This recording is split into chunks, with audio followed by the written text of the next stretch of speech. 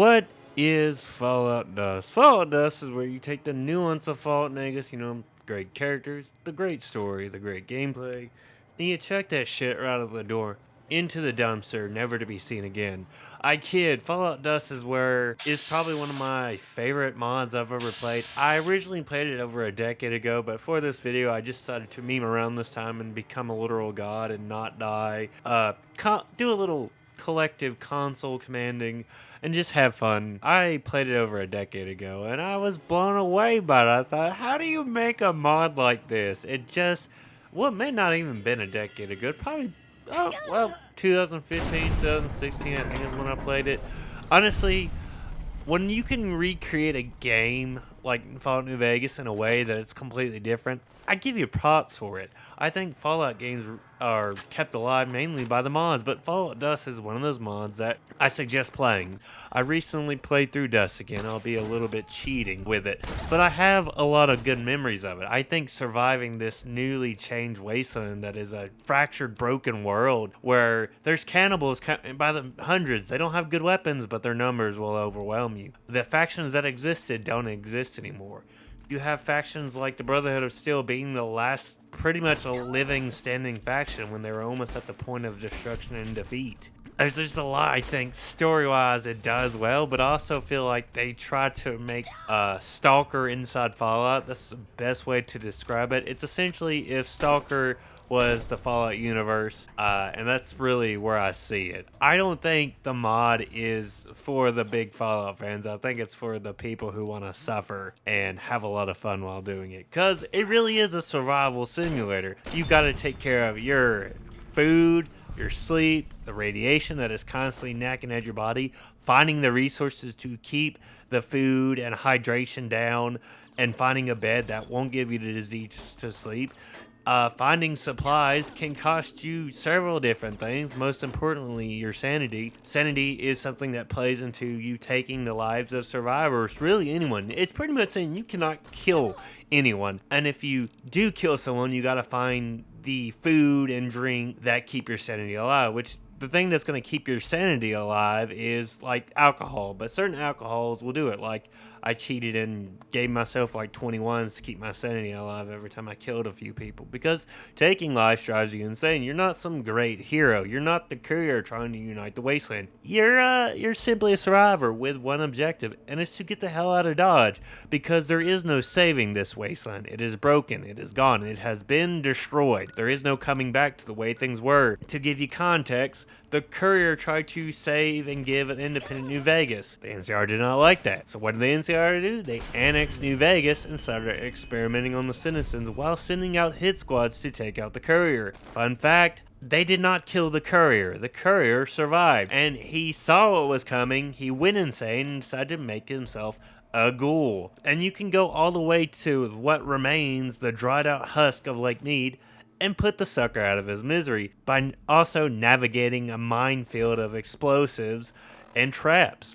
He made himself a ghoul. I feel like I should say that. He saw what was coming, went insane, made himself a ghoul, and killed anyone that came after him. With that being said, the NCR came in contact with Father Elijah after everything that happened, and started grabbing cloud gas from Sierra Madre. In fact, when you go to the Sierra Madre, there is no more cloud gas, because on top of the NCR grabbing swaths of it, it made its way into the Mojave and started polluting the wasteland. But also, NCR was doing a little genocide, committing a little old world crime by infecting the citizens of Freeside, anyone that could get their hands on with cloud gas, making them cloud victims. And it's pretty crazy how much went into this lore. You can also find familiar characters like the Forecaster, who goes insane because he doesn't have any medicine to keep him sane anymore. You can meet Boone. Even on my first playthrough, I never saw Boone, but I did, going to the 188 overpass, see what remained of Veronica. It's just crazy the kind of stuff they put into this survival mod. It's pretty fantastic, and if you're on the fence of it, I suggest playing it once, because I think it's not great for lore, because it's essentially saying nothing good was ever going to happen to the wasteland. It was all going to be bad. But I also dig it for what it did. The NCR just becoming an old world democracy and committing heinous crimes. The fractured Caesar's Legion becoming just simple tribes again after the death of Caesar. Probably the biggest thing for me was how they did the endings. There are 4 ways to get out of the wasteland, out of the Mojave. One is you can take the route to the Big MT. I never did that. I simply did, for this playthrough, I did the Vertibird at Camp McCarran, and then I went through Mount Zion. And this is probably my favorite thing they did. Mount Zion essentially got overtaken with the spores. It infected the tribes there. It turned anyone who got infected into a spore carrier. It essentially went downhill. The biggest thing about that, though, is probably what happened to Joshua Graham, the Legate Linnaeus. He became what is known as the Wendigo, a larger massive spore that can not be killed. He can only be deterred by fire. So I think because of his burns, this is what he turned into, a horrendous amalgamation that can't die, that will constantly seek you out when the fog is high. And it was a nice little change up. I'm a sucker for bad endings. Star Wars Dark Side endings are my favorite. I like when things are portrayed as they didn't get better, they only got worse. Sometimes the real world is a completely different story. The real world terrifies me, and I just want everything to be okay. But when my media takes a turn for the worse, I kind of dig it. I like the fact that Joshua Graham, due to what the pain he was inflicted on getting set on fire, the spore infection took a completely different route for him.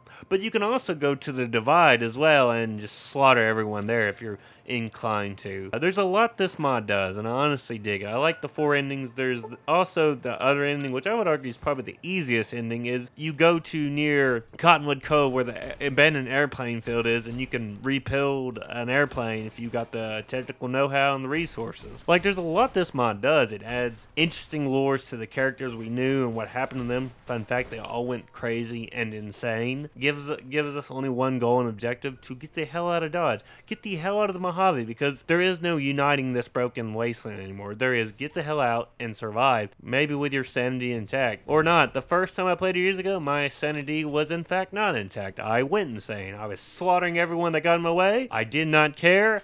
I was going to get out of this wasteland one way or another. And in fact, I did. And I really like it, man. I really like mods that create something different from the game. And like I said earlier, mods keep Bethesda games, Obsidian games, alive. They keep them alive for years. Fallout 3 is pretty much dead at this point, but Fallout New Vegas is getting a new massive DLC mod called Nuevo Mexico I'm excited for.